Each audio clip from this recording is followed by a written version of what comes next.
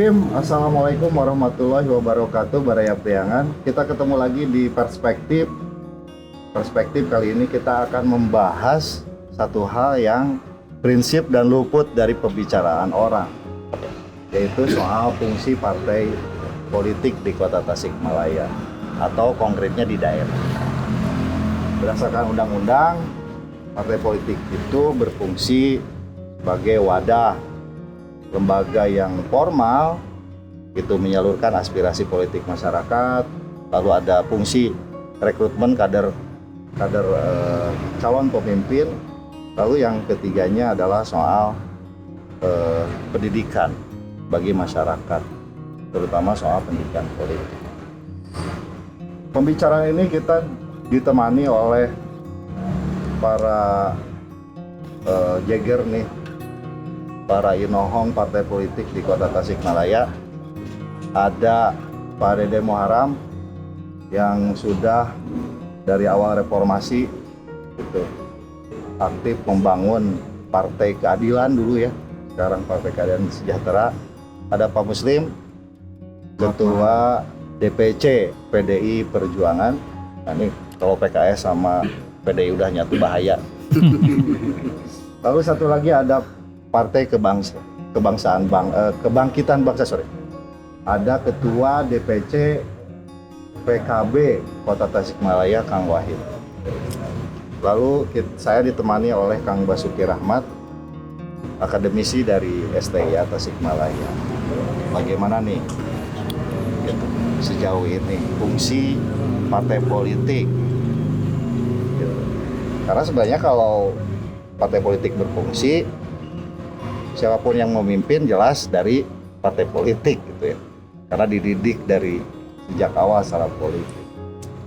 Nah, lalu selain itu juga masyarakat tidak perlu turun ke jalan karena mereka ada wadah partai politik untuk menyampaikan aspirasinya. Tapi tampaknya itu tidak terjadi, seakan-akan partai politik itu hanya sibuk ketika mau pilkada, mau pileg, atau mau pergantian pengurus gitu, seakan-akan seperti itu.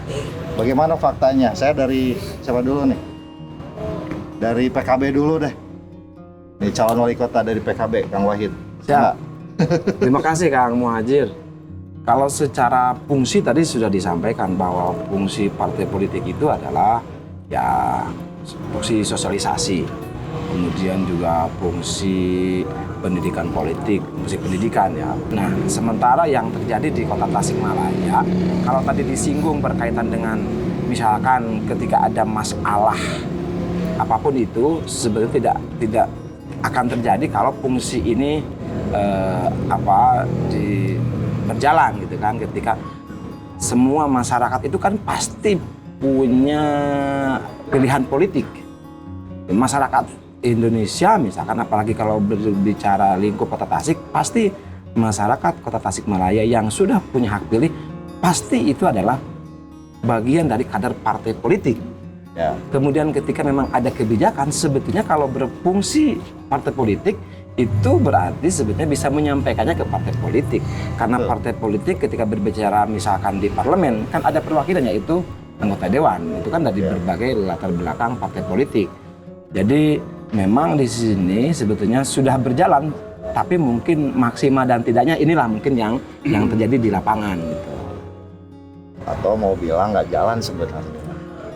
Jalan, tapi tadi tidak semua ataupun atau masyarakat tidak paham partai politik itu fungsinya apa gitu. Ya sebetulnya ada ruang yang sering disampaikan. Jujur memang hari ini apalagi berbicara partai ini kan punya kegiatan yang namanya pendidikan politik. Pendidikan politik ini walaupun memang skala besarnya ini sering dilakukan, semua pasti di semua partai itu pasti diutamakannya adalah pengurus partai.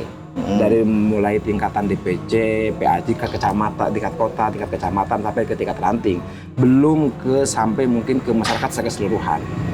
Tapi di sisi lain ada juga ruang untuk menyampaikan pendidikan politik itu ya. Kalau misalkan Dewan ini punya anggota fraksi, ya mulai reses itulah sebetulnya fungsi partai politik ada di sana.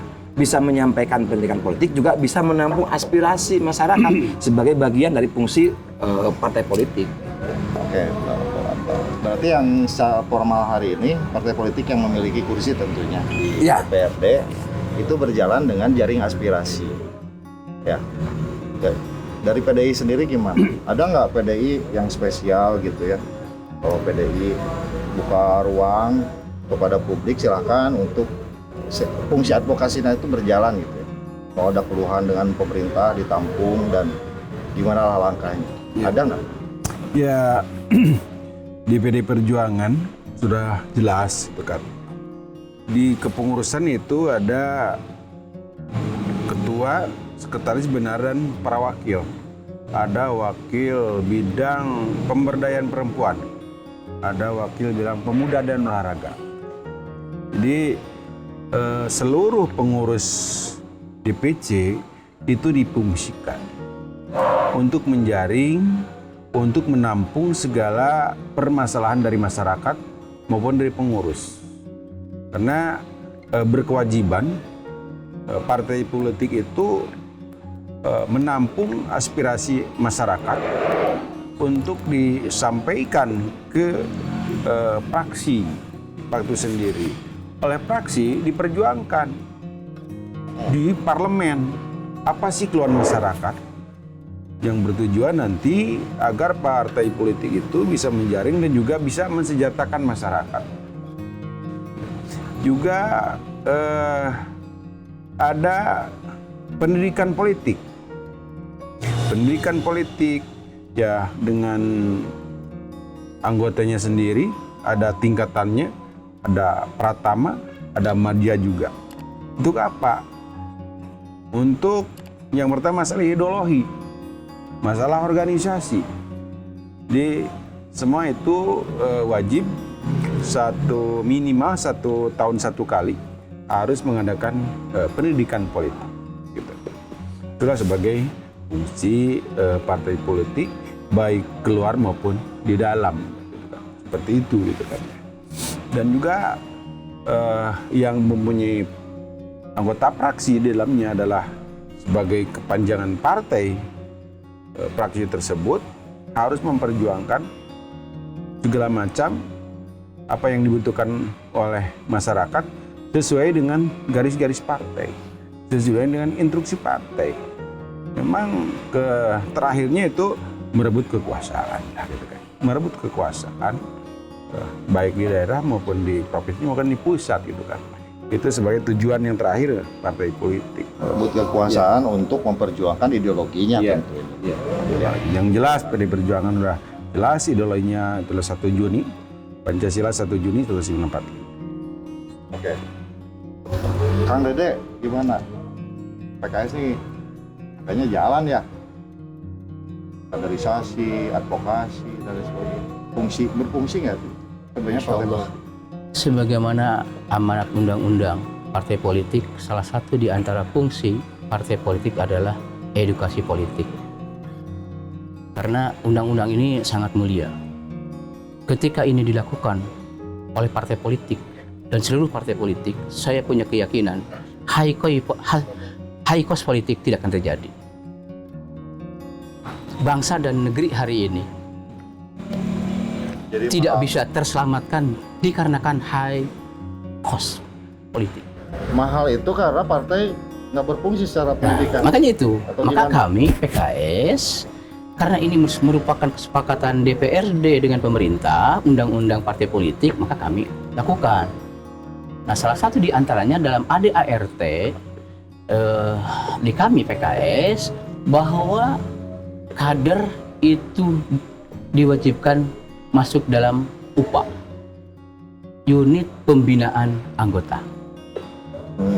Karena partai ini perlu sebuah regenerasi. Kalau kita tidak melakukan kaderisasi pembinaan yang kontinu tentang politik dan negara, maka estafeta kepemimpinan ini tidak akan berjalan dengan baik. Sehingga salah satu upaya yang kami lakukan dalam ADART itu ada yang dikatakan UPA, unit pembinaan anggota. Ketika 3 kali tidak hadir, maka evaluasi. 4 kali, kemudian kami berikan peringatan.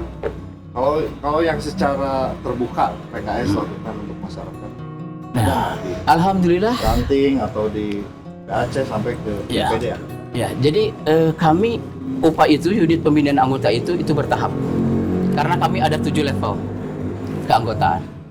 Dari mulai tadi tingkat Tingkatnya Reka PKS dari mulai mohon maaf tadi. levelnya banyak. Level dari satu level ke level itu minimal 5 tahun, Pak.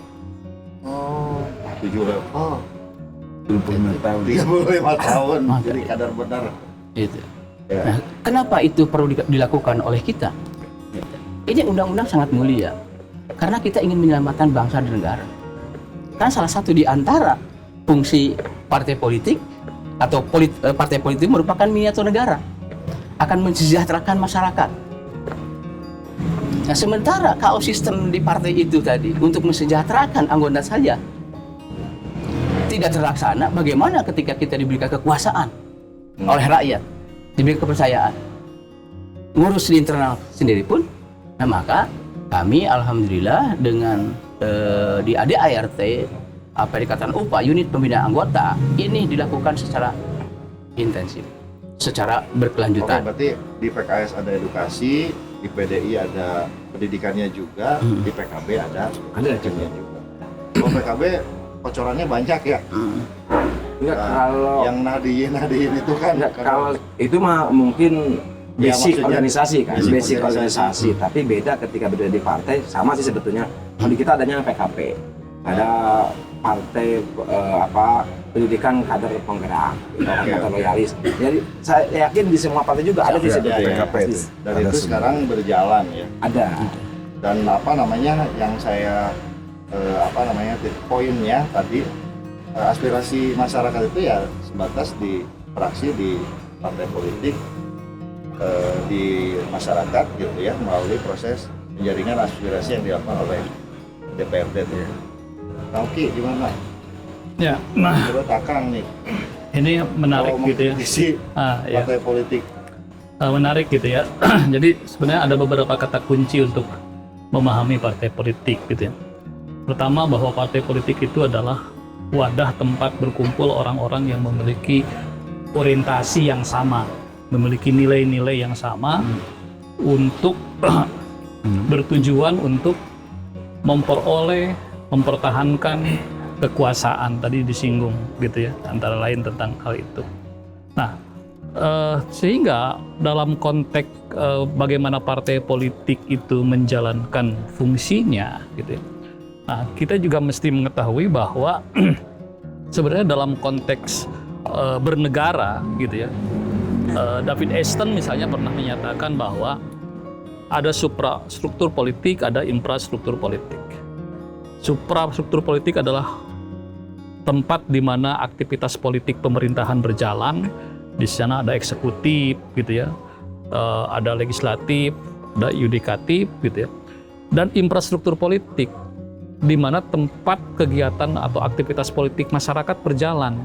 Nah, di sini ada partai politik, ada kelompok kepentingan, ada kelompok penekan gitu ya. Nah, yang membedakan antara partai politik dengan kelompok-kelompok kepentingan dan kelompok-kelompok penekan, karena partai politik memiliki fungsi untuk melakukan rekrutmen politik dalam kerangka mengisi jabatan-jabatan politik. Nah, ini krusialnya kan di situ.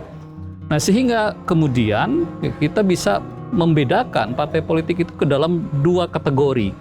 Pertama adalah partai massa dan kedua partai kader. Nah, pilihannya kan tinggal di situ saja gitu ya. Nah, jika dengan demikian kita bisa menilai sesungguhnya gitu ya, mana partai yang lebih menekankan kepada kualitas kekaderan gitu ya. Mana partai yang orientasinya mepek bala dan penting menang pemilu gitu ya. Nah, sehingga dengan demikian kedua tipologi partai ini akan kelihatan ketika dia berada di parlemen gitu ya. Tidak sedikit misalnya partai yang jumlah anggota parlemennya tidak terlampau banyak, tapi eksistensi Kualitas. anggota parlemen itu ini. Nah, saya kira ini tantangan setiap partai politik yang ada begitu. Karena ada juga suatu teori yang mengatakan bahwa indikator efektivitas partai politik itu akan terlihat sampai sejauh mana apabila kepentingan-kepentingan masyarakat itu bisa dikanalisasi, gitu ya. Artinya tadi Kang Muhadjir bilang, misalnya semakin sedikit aktivitas unjuk rasa itu mengisyaratkan fungsi partai politik itu berjalan. Karena apa? Kepentingan itu terkanalisasi di partai politik. Karena kan secara teori sesungguhnya partai politik itu adalah wadah tempat di mana orang-orang menyalurkan aspirasinya. Betul. Ada artikulasi kepentingan di sana, ada agregasi kepentingan di sana. Nah, sehingga gitu ya, ukuran sederhananya misalnya untuk menilai efektivitas kerja partai politik ini adalah sampai sejauh mana misalnya sekarang kepentingan-kepentingan masyarakat itu terwadahi.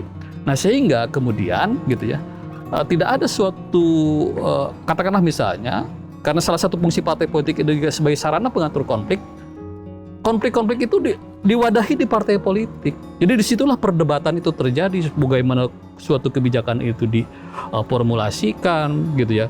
Bagaimana kepentingan-kepentingan itu dipadukan, gitu ya. Nah, ciri masyarakat modern, ciri negara modern dengan tingkat kematangan demokrasi yang sudah tinggi, antara lain dibuktikan dengan tadi partai-partai politik mampu mengkanalisasi semua kepentingan-kepentingan warganya, gitu. Nah, jadi kalau misalnya hari ini masih terlalu banyak misalnya penyampaian aspirasi yang tidak melalui partai politik, nah sebenarnya itu juga menjadi sebenarnya pertanyaan gitu, sampai sejauh mana partai politik kita gitu yang berfungsi mewadahi itu kan, karena mau tidak mau suka tidak suka ya partai itu mewadahi itu gitu ya. Tapi Pak Basuki ya, itu yang melakukan unjuk rasa gitu aja, atau misalnya secara tertutup gitu kan ya, itu di luar partai politik. Dan sekarang belum biasa gitu kan ya, organisasi di luar partai politik menyampaikan aspirasinya melalui partai politik. Itu yang belum begitu banyak terjadi gitu kan. Secara formal ya belum itu kan ya. Jadi menyampaikannya itu ke kepolisian atau ke DPRD kan gitu kan ya, itu makanya ya ini hubungannya saya kira begini, ini sebenarnya sah-sah saja mau ke ya juga betul. Jadi menyampaikan. kita kan pernah membuat suatu kebijakan dalam masa Orde Baru dengan floating mass, politik masa mengambang. Jadi memang masyarakat itu tidak atau dijauhkan dari partai politik dan tidak boleh menjadi anggota partai politik. Nah, ketika kebijakan itu sudah ditutup gitu ya, artinya kan terbuka. Tadi fungsi kaderisasinya sampai sejauh mana gitu ya. Artinya mampu. Jadi sekarang itu sah-sah saja semua masyarakat juga tidak tersisa masuk menjadi anggota partai politik. Ada yang ke PKB, ke PDI, ke PKS atau ke mana-mana. Kata-kata habislah gitu ya. Dan justru hal itu barangkali yang memang saya sepakat tadi dengan Kang Muslim bahwa masyarakat itu belum terlalu akrab dalam tanda petik dengan partai politik, sehingga merasa bahwa partai politik itu menjadi hajat 5 tahunan. Nah, bagaimana mereka hadir di keseharian itu yang begini. Inilah substansi kita diskusi hari ini sebenarnya. Karena apa? Karena sisi edukasi masyarakat. Saya pikir belum banyak atau tidak banyak terjadi gitu ya. Justru gini Kang Muhadjir, Datang ke DPC PKB misalkan ya, atau ke PDI atau ke PKS untuk menyampaikan aspirasinya, tolong perjuangkan. Kalau itu adalah sekelompok bisa menekan ketua partai gitu yang menduduki kursi di legislatif. Nah, ini belum terjadi. Kenapa? Ini ada fungsi yang tersendat tentunya kalau dalam perspektif ini masih banyaknya. Kenapa? Jadi begini sebetulnya, bisa saja bahwa bukan masalah pendidikan politik yang tidak jalan, itu mungkin saja terjadi.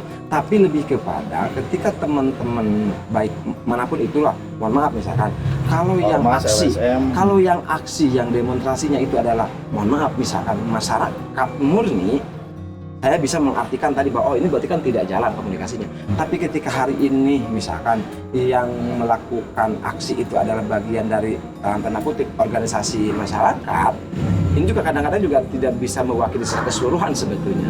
Ya, itu yang pertama. Yang kedua, kalau tadi kenapa tidak ke partai politik, kenapa tidak ke DPC, langsung ke DPRD?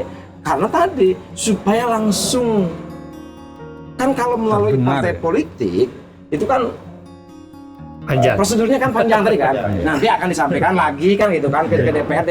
Tapi ketika ke DPRD langsung disampaikannya itu memang ke orang yang memang tugasnya seperti itu gitu. Jadi biar Tapi jawaban DPRD nanti kami sampaikan kepada eksekutif kan. Iya.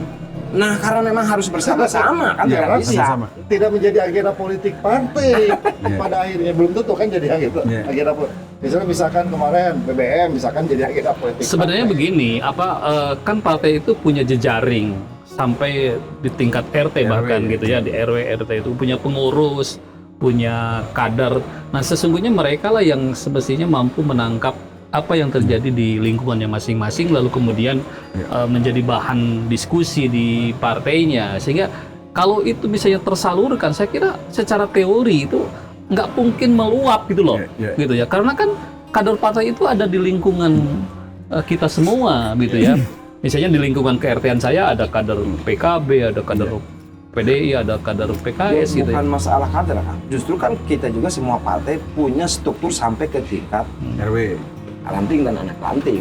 Tadi sebetulnya seharusnya memang itu menjadi telinga dan mata DPC lah, Ya, misalkan betul. itu. Iya. Jadi di tingkat kecamatan juga kan ada, di tingkat kecamatan, di tingkat kelurahan juga ada, di tingkat anak ranting, di tingkat RW RT ada sebetulnya. Cuman yang tadi mungkin bahwasanya bahwa memang sampai hari ini kepengurusan yang kelihatan aktif itu ya paling di levelnya level tingkat kecamatan.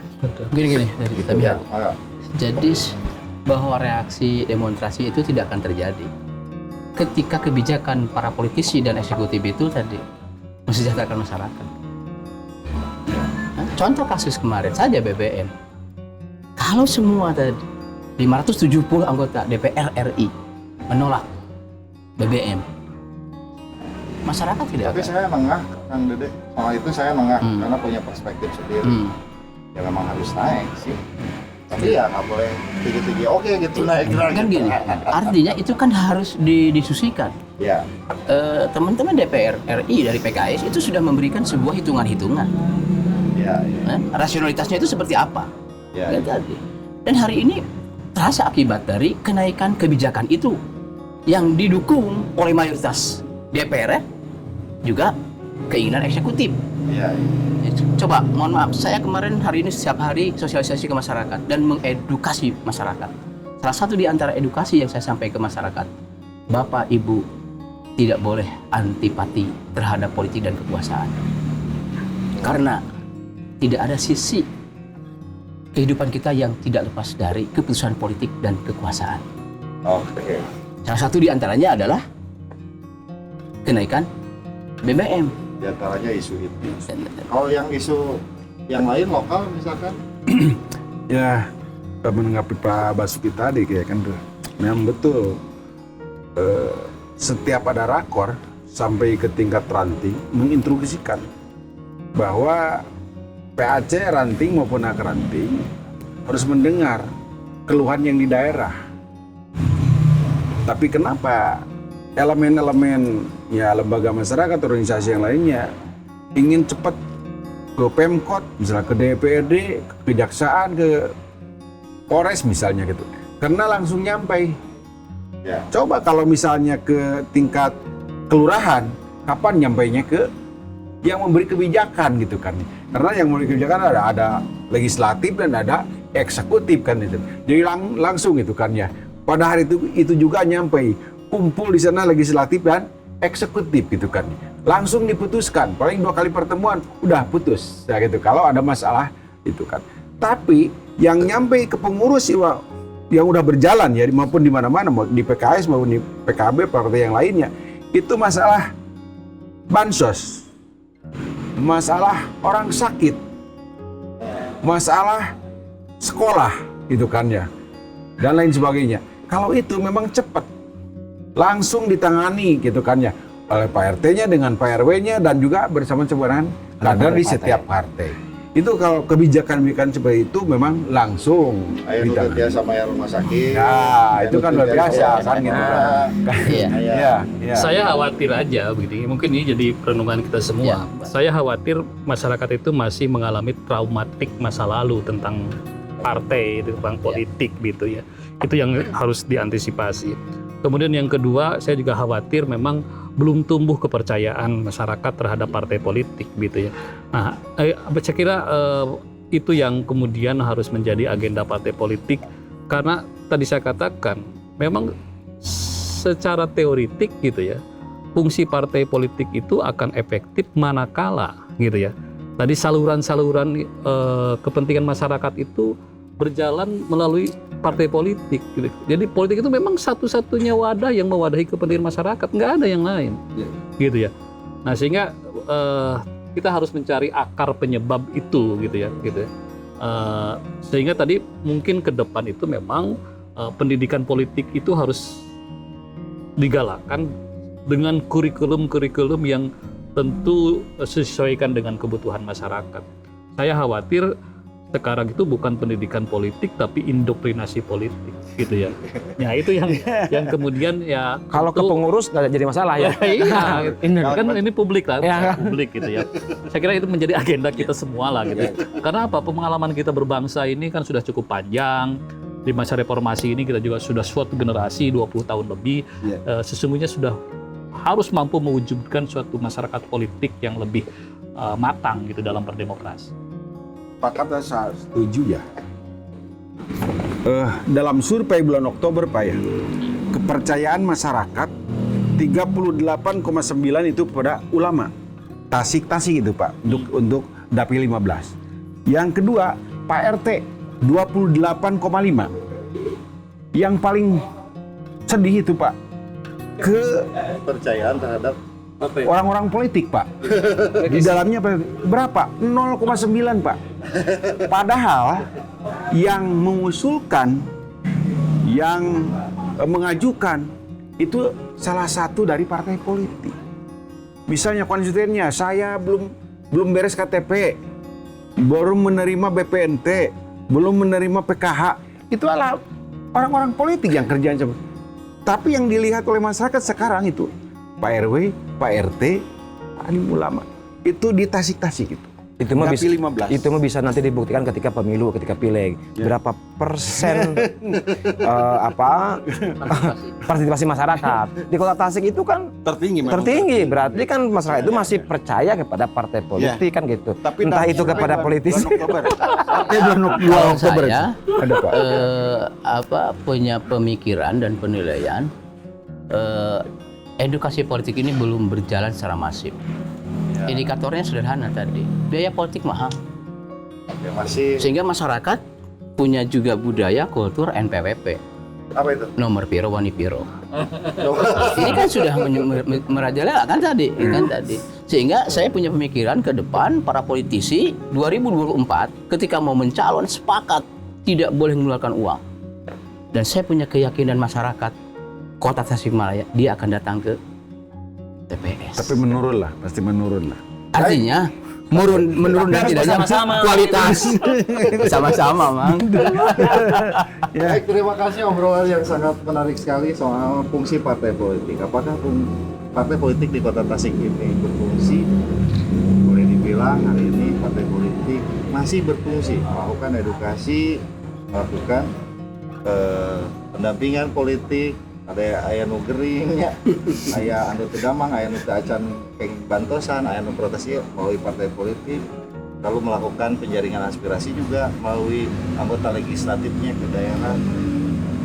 Tapi satu catatan tadi bahwa ini belum dilakukan secara masif, sehingga kepercayaan terhadap partai politik di Kota Tasik ini masih relatif sangat rendah. Dan ini tadi Kang Uki berikan warning. Ini akan sangat berbahaya. Betul. Karena masyarakat belum terdidik secara politik. Kita akan kembali di perspektif episode berikutnya dengan pembahasan yang menarik lagi.